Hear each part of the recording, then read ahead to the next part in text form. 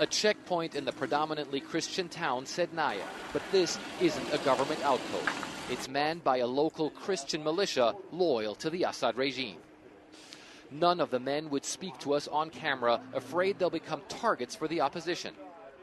I don't know why, but we love the president very much, he says. We love him a lot. Sure, there have been mistakes, but we love the president a lot. But standing on a hilltop, Hussam points to nearby towns he says have opposition fighters in them, some of them radical Islamists who have fired mortars at Sednaya and even kidnapped people from here. And so the Christian militia members man their checkpoints and patrol the streets, fearful the opposition might try to oust them from their homeland should they prevail. As the Muslim call to prayer rings over the many church tops of this town where Christians and Muslims live side by side, many here worry the conflict in Syria might put an abrupt end to a calm that has lasted for generations. Fred Pleitkin, CNN, Sednaya, Syria. According to a recently released report from the State Department, persecution of Christians in Syria is part of the worst displacement of religious communities in recent history.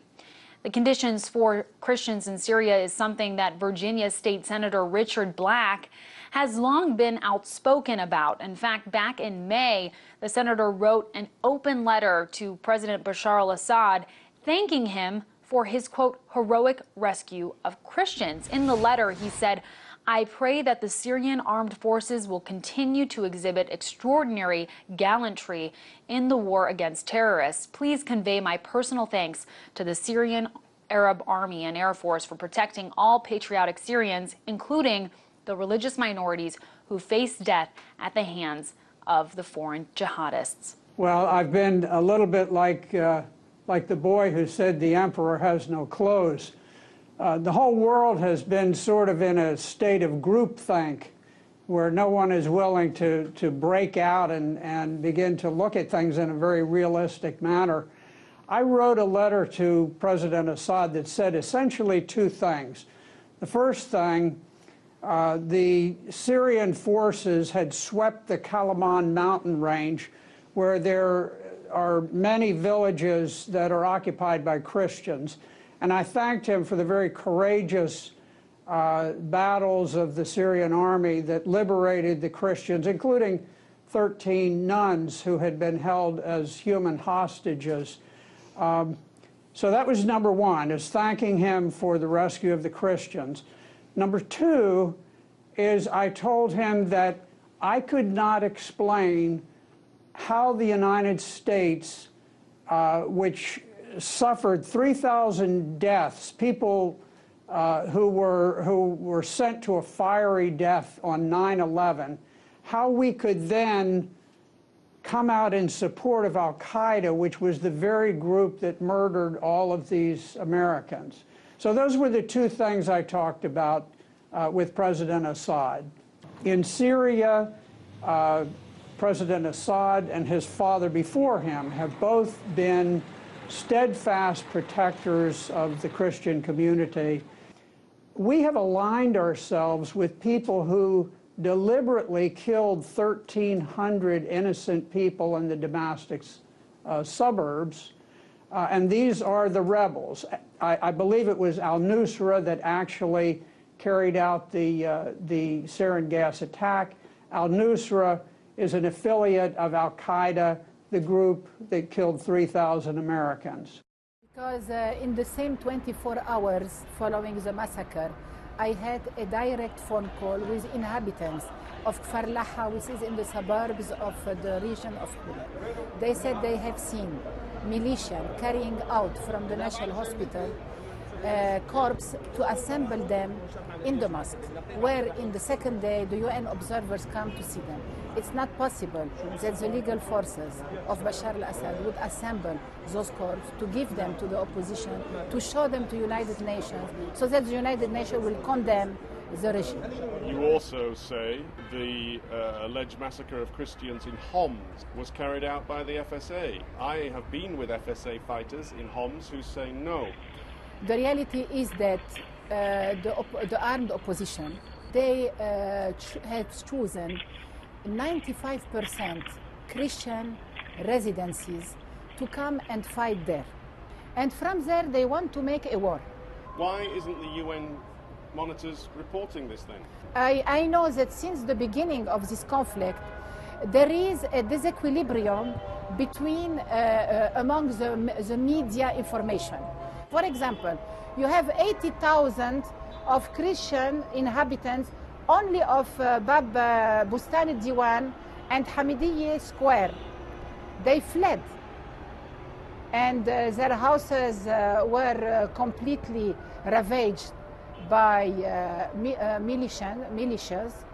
Nobody spoke about it. 80,000, it's something. The Christians are inside a sandwich.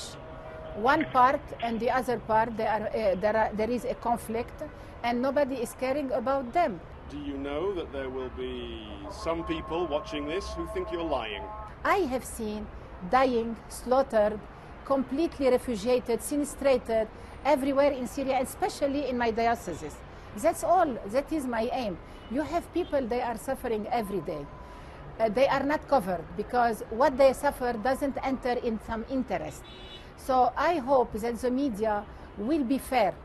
It's enough of this war, media war, where you just talk about one side and you figure that the conflict in Syria is between black and white. Syrian President Bashar al-Assad and his family visited a convent north of Damascus on Christmas Day. It is his first public appearance since his regime forces won back the northern city of Aleppo from rebels. These pictures from Syrian state television show Assad meeting nuns and orphans dressed in Santa costumes. The Syrian army took the last rebel-held enclaves last week as rebels and civilians were evacuated. This ceremony is the first peaceful Christmas Mass in Aleppo St. Ilas Church since rebels took control of East Aleppo 4 years ago. Father Fadi al-Hamsi is often at funerals these days. This one was different for his uncle, Ibrahim al-Hamsi, who fashioned gold ornaments and who was shot to death in his house in a Damascus suburb.